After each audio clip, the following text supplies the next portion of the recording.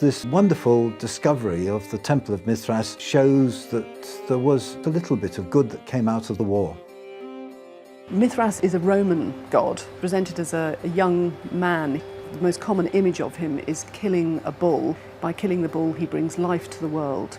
Mithraism was a much older religion that came out of Persia. Mitra, the sun god. Mitra, also known as the eternal friend. Bright, blazing, glorious Mitra, bringer of daylight and energy, giver of life, welcomed, worshipped, adored by everyone who saw him every morning. Everyone, that is, except his wife, Sanjana. Poor Sanjana had had a very hard life with Mitra. She had spent her entire married life squinting up at Mitra, looking at him like this because of the light that was so bright. And this had caused not only wrinkles to appear just around there, but also had given her the most awful headaches. Sanjana decides she's had enough. She is going to run away, but she is married to the sun himself. His light reaches everywhere. He would just find her and bring her back. However, if she can get another woman to swap places with her, the way she figures it, Mitra is so cocooned in his own light, he's so blinded by his own blaze, he would never notice that there was a different woman living with him. Chaya, the goddess of shadows, agrees to swap places with Sanjana. Mitra had absolutely no idea for years and years that he was living with the wrong woman.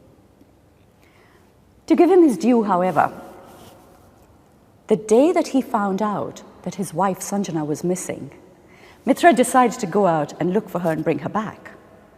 There was just one problem. Sanjana had got used to a life free of headaches. She liked living in the little quiet leafy glade. She wouldn't go back. Mitra wouldn't return to the heavens without her. The entire earth was plunged into darkness.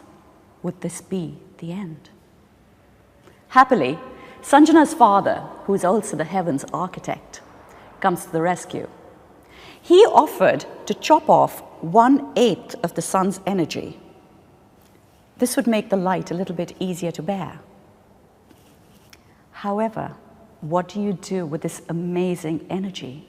It was too powerful to contain. It was impossible to destroy. Once again, there's a little bit of panic. Once again, Sanjana's father, the architect of the heavens, comes to the rescue. He took all this energy that belonged to the sun, and from this, he created weapons for all the gods. Krishna's discus, Shiva's trident, even Durga's swords. All was well in the heavens. But here on earth, there had been complete panic. Perhaps the story is a result of a prolonged eclipse or a similar phenomena. The worshippers of Mithras had lost him once. They were not going to lose him again. So the worshippers and the followers of the sun god decide to follow in the path of the sun, traveling westwards in an effort to keep up with the great life giver. The cult of Mitra, or rather Mithras, as he came to be known in the Western world, arrived in Persia, and from here traveled on to ancient Rome. In Rome, Mithras, in his role as the eternal friend, as the light giver, became one of the most important gods of the Roman pantheon. Eventually, of course, Mithras was to end up right here in a temple of his own in a little street in the city of London, brought here by the Roman soldiers to the ancient Britons. And his was a cult that was very popular and was to last for many, many years.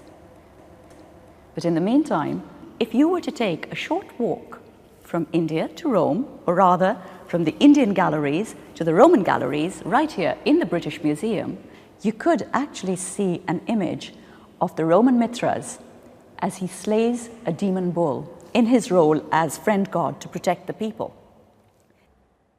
Tout commence avec Sol, le dieu soleil qui de son char illumine le ciel et la terre.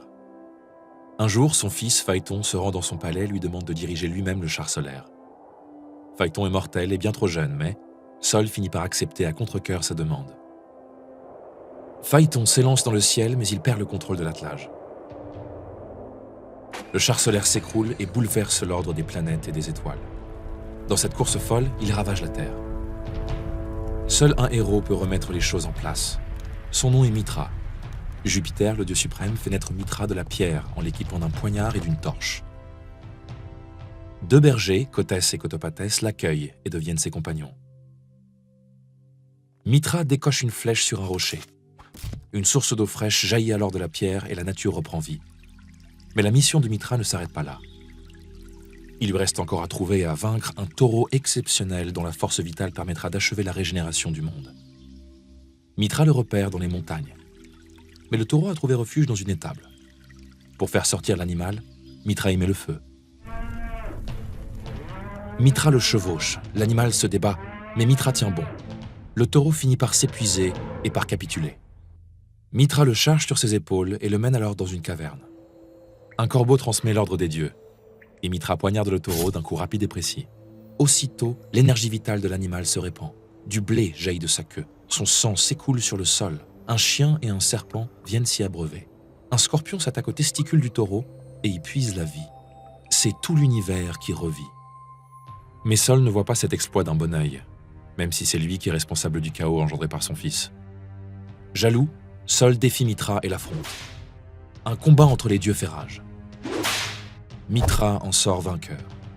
Soumis, Sol lui remet sa couronne. Intelligemment, Mithra la lui rend aussitôt, ne souhaitant pas l'humilier davantage. Les 2 dieux scellent alors une alliance pour régner ensemble sur le monde.